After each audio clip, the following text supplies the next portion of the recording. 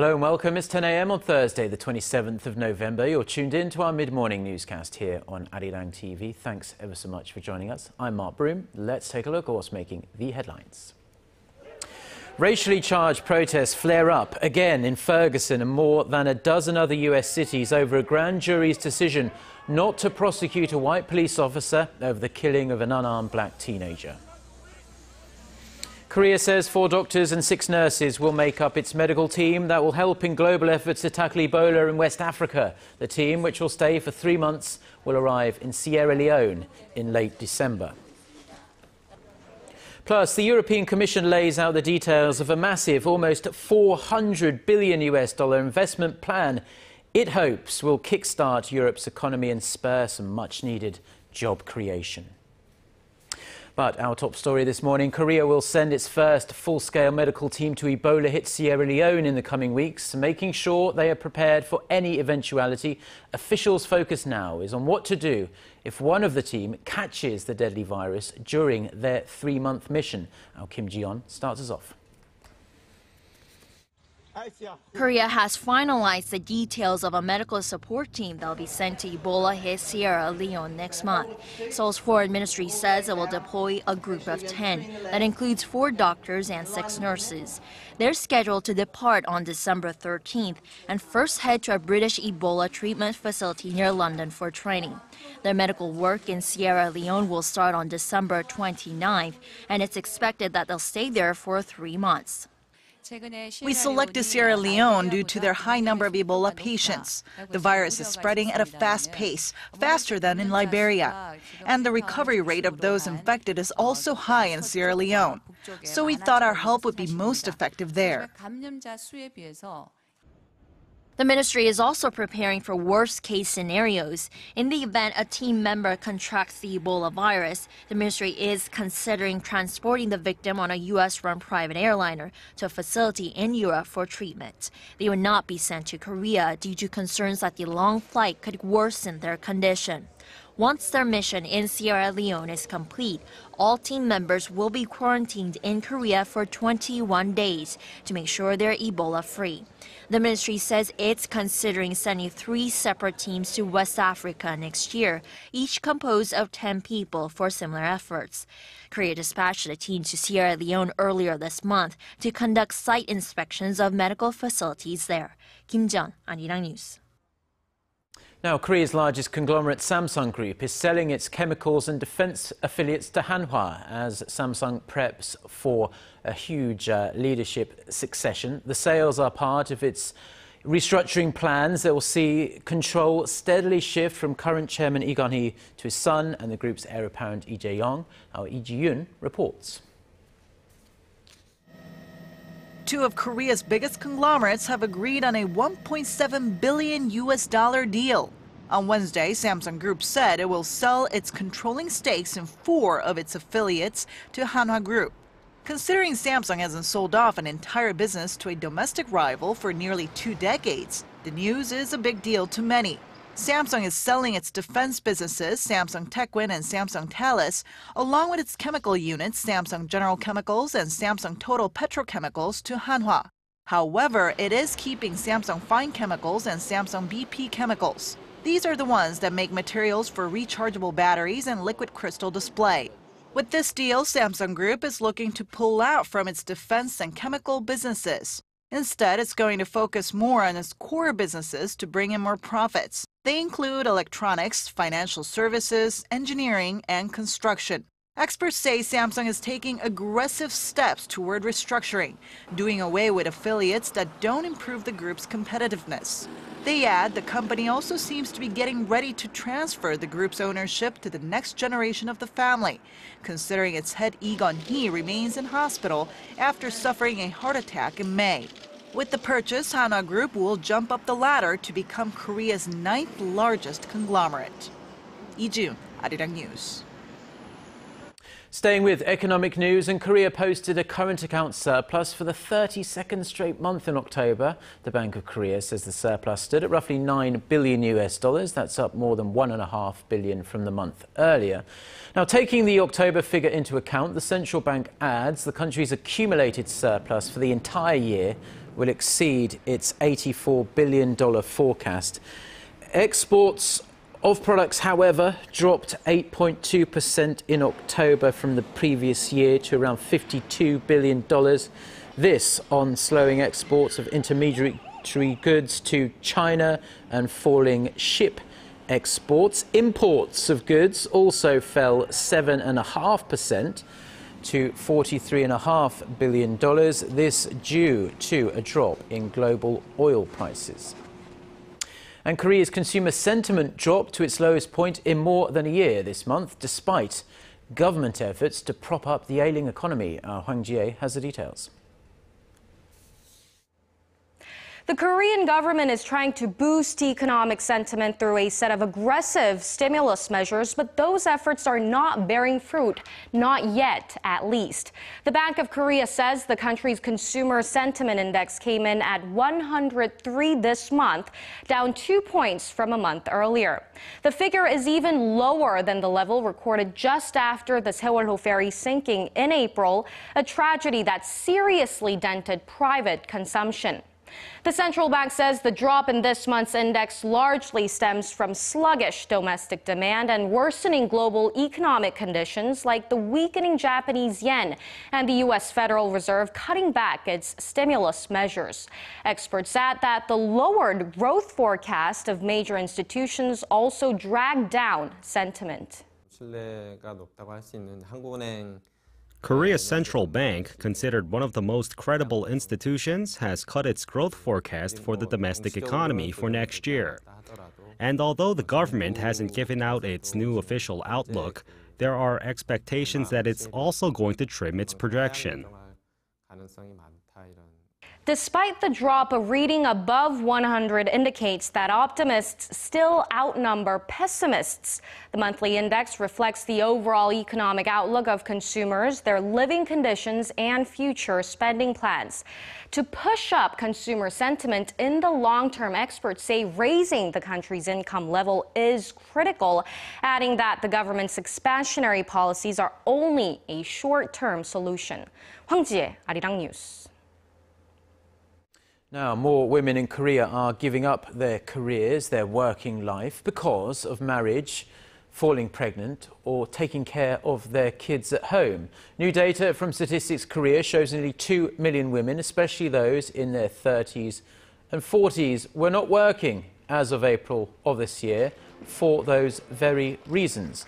Despite government efforts to help more women stay in the workforce, that figure is up 1%, or 22,000 from last year. Women who quit their jobs due to either marriage, pregnancy or child rearing make up more than 1/5 of all married women in Korea.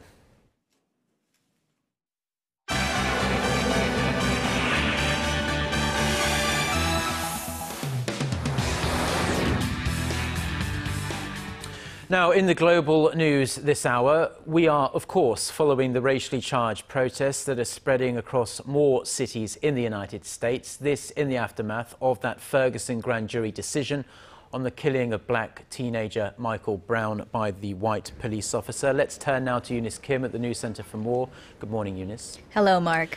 So we have to say that the vast majority of these protests in the other cities are peaceful. I believe one in Oakland, California, wasn't really, and the violence in Ferguson is subsiding, although not entirely.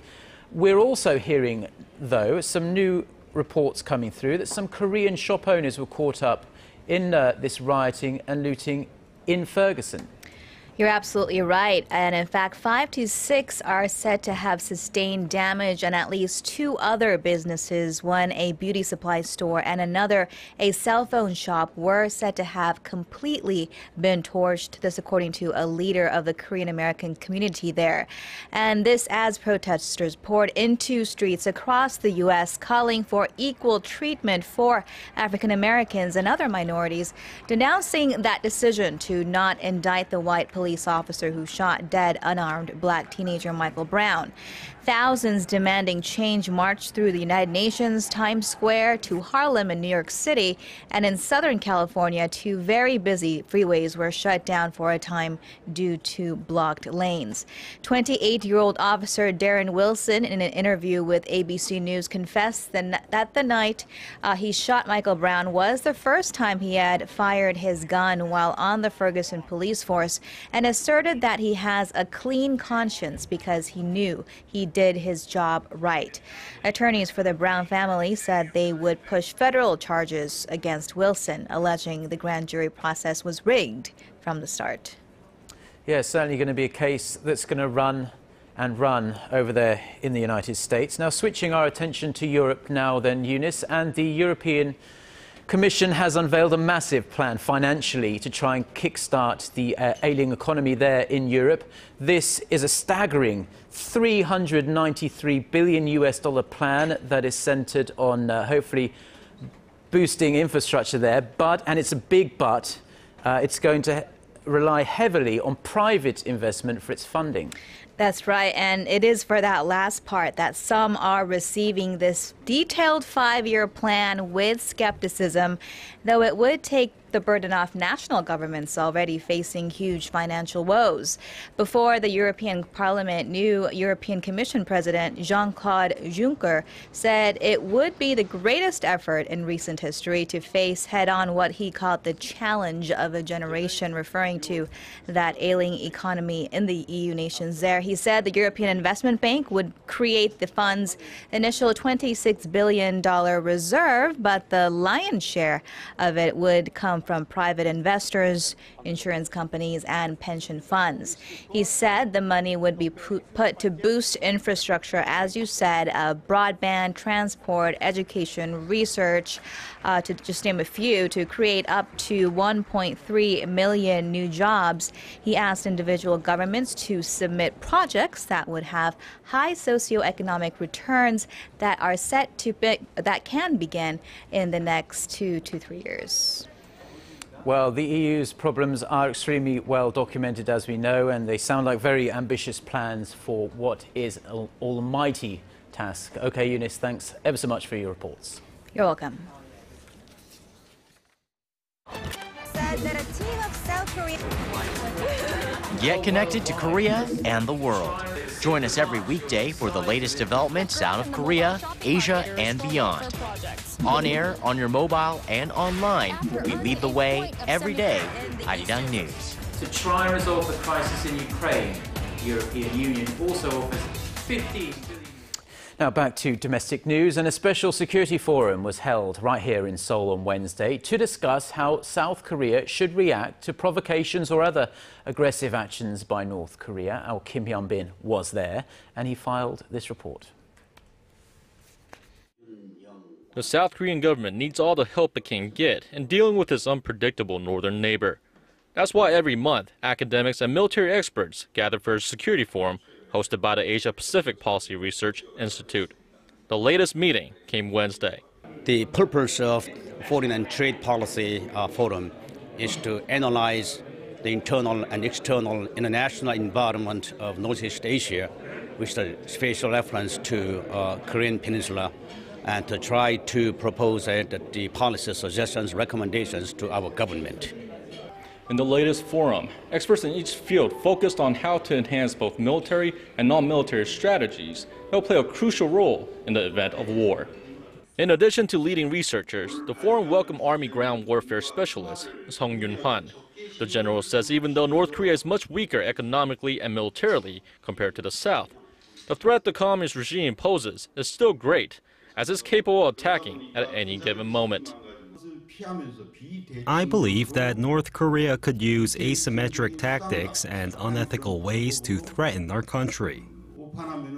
Numerous aspects of wartime scenarios were also covered, including how to minimize civilian casualties, the South Korean military's defense against the North's weapons of mass destruction, and the importance of security strategies in a time of war. Kim Hyun-bin, ARIRANG News.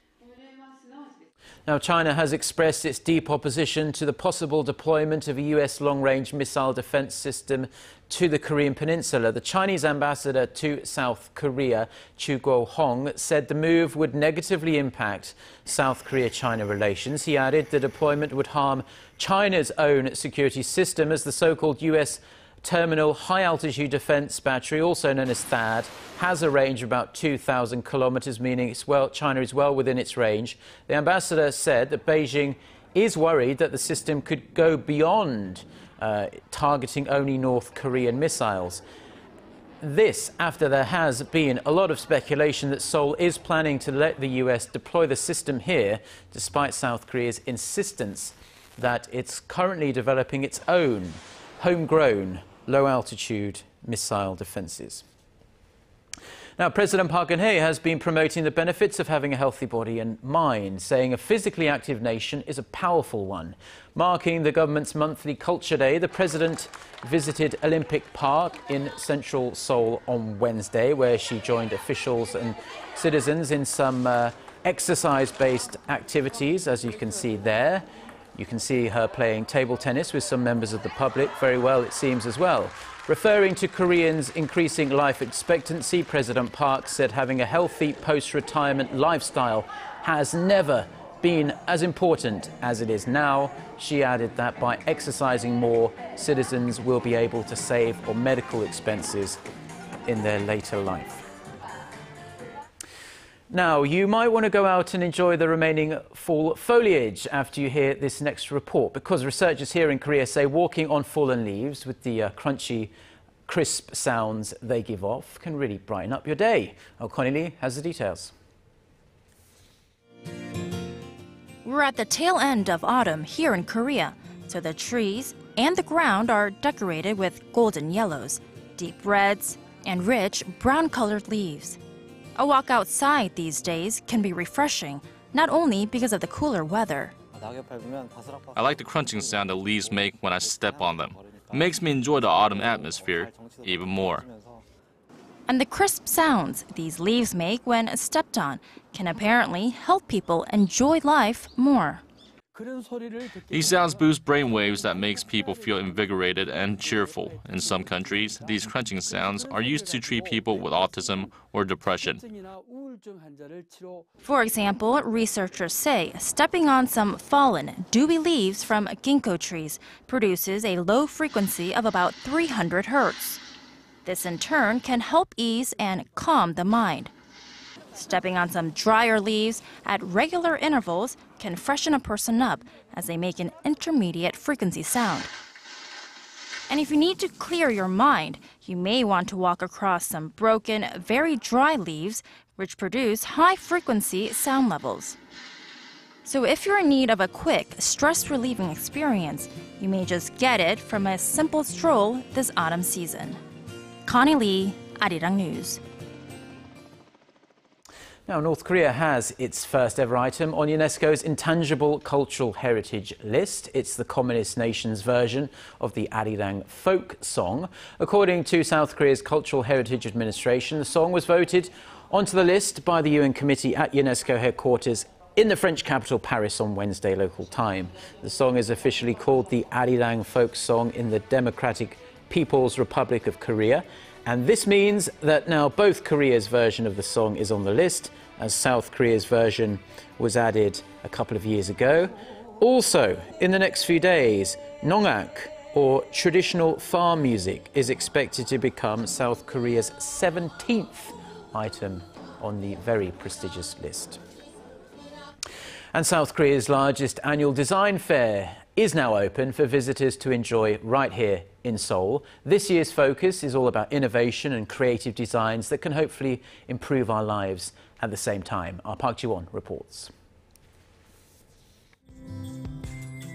Korea's largest annual design fair features a diverse range of innovative and creative items. For example, all of this modern light equipment is made from 3D printers. And how about this cute ribbon-shaped wine stopper?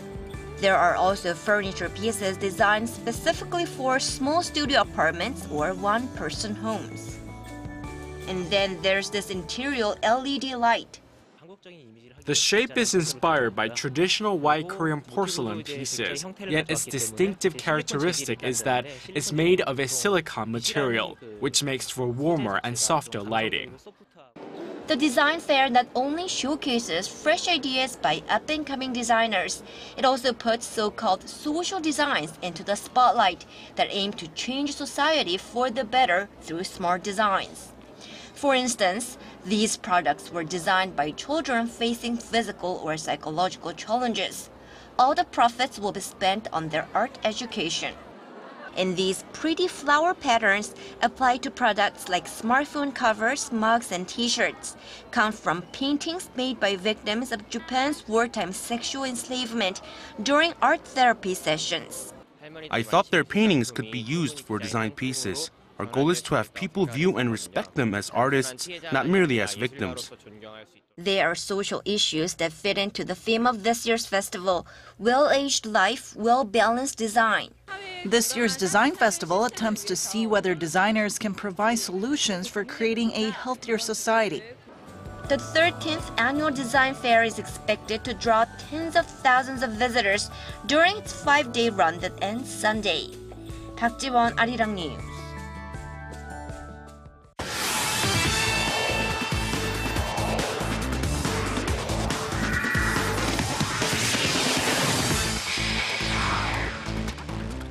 And a good Thursday morning to you all as we kick things off in the KBO, where the Kia Tigers and Yangnyeong were set to announce their decision on the bid they received by the 28th.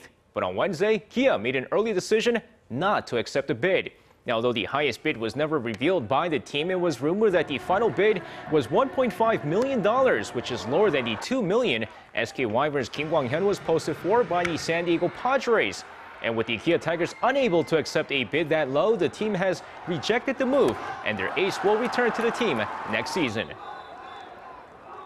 Now, while Yangnyeong will return to the KBO due to the low posting fee, SK Wyverns third baseman Choi Jung received the largest contract in KBO history on Wednesday to stay with the team. With Choi Jung considered the biggest name in the free agent market this offseason, many expected his contract to break the $10 billion mark. And while the contract wasn't as big, he still received the largest contract in KBO history with a 4-year deal worth 8.6 billion won, or roughly $7.7 million US. The deal breaks the previous record of 7.5 billion won, or roughly $6.7 million US the Lotte Giants gave catcher Kang Min-ho last year. And shifting over to the swimming area this time and the ongoing controversy over Soon Young's doping scandal. Now, after it was reported that he was caught with a banned substance months after the initial date, the World Anti-Doping Agency is now stepping in. Now, according to WANA, all athletes who are caught with a banned substance need to be reported within 20 days. However, with reports coming out over 6 months since the Olympic swimmer tested positive, the agency stated that they never received any reports. Meanwhile, they added that they will further investigate the issue and might take it to the CAS, or the Court of Arbitration for Sports. All right, moving over to some Wednesday night's KBL action. This time, the Busan KT Sonic Boom dominated against the Goyang Orions 95-66, with Charles Rhodes leading the way with 27 points and 9 rebounds. Meanwhile, two Seoul rivals squared off, as well as the Seoul Samsung Thunders took on the Seoul SK Knights. And despite SK being a heavy favorite going into the game here, Samsung keeping them close in the first half as SK takes a slim 35-34 lead going into the half. Now, a 1-point lead continues on going into the fourth quarter of the game, but SK's Aaron Haynes with another big game here, scoring a game-high 21 points as SK hangs on to win this game 72-69. And finishing things off with some Wednesday night's V-League action this time, starting off in the Women's League, where the Hanguk Life Insurance Pink Spiders took on Hyundai Hellstate. Now, just absolutely incredible match between the two teams here as Hyundai Hellstate takes the first 2 sets before the Pink Spiders come back to take the next 2 sets, including an epic 30-28 4th-set win. But despite the big comeback here, Hyundai Hellstate's Paulina Romanova leads the way with 43 points as Hyundai Hellstate takes the 5th set 15-12 for a 3-2 victory. Now, meanwhile, over in the men's side, the Korean Air Jumbos taking on the KEPCO Vic Storm. Not as close in this match as Michael Sanchez continues to have a great start to the season, scoring 29 points in a 3-0 victory. And that's going to wrap it up for me. This has been SJ. Have a great rest of the day and see you guys again for your sports needs.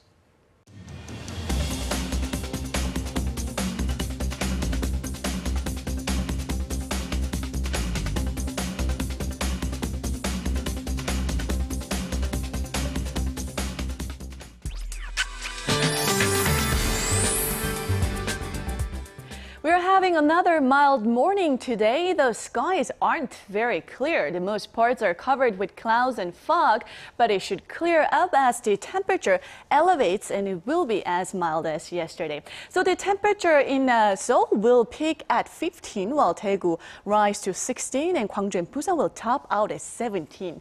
And as for the other regions, Jeju Island will be getting up to 17 while Daejeon and Tukdo should see a high of 14. Now you might want to enjoy this October-like temperatures while you can because things are about to get much colder. Next Tuesday, cold front arrives, dropping the lows to -4 here in Seoul and highs will only rise to 2. So we'll kick off December under a very cold condition. So with that, let's see what the weather of the December will be like. Now the first of the December is forecast to be quite cold with frequent rainy days, but as we head into the end of the month, temperatures will jump back to the seasonal averages. So please bear this in mind and prepare well for your upcoming winter. That's all for now. Back to you, Mark, in the studio. Okay, well, thank you very much for the weather, Jian, and we'll be back with our next newscast at noon Korea time. Until then, goodbye.